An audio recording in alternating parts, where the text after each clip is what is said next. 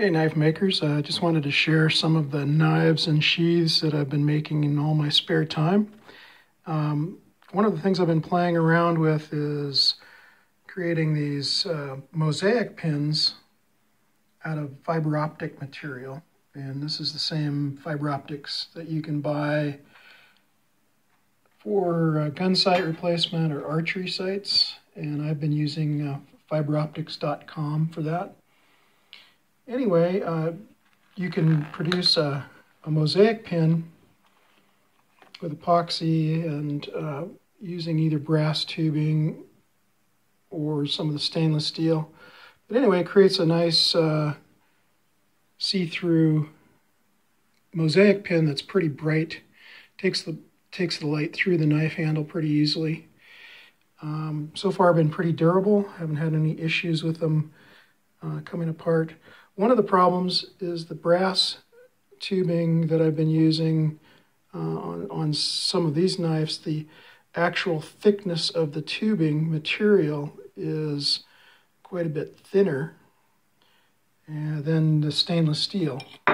So when I move to the stainless steel, even though these are 5/16 tubes, the actual inside diameter of the tubing basically doesn't allow the same amount or same size of fiber optic material to be placed inside that tubing. So that's been a little bit of an issue. But anyway, if you have any questions, just leave a message. I'd be glad to try to help you out. Fun to experiment with all the different shapes and sizes. There's quite a variety of different tube sizes.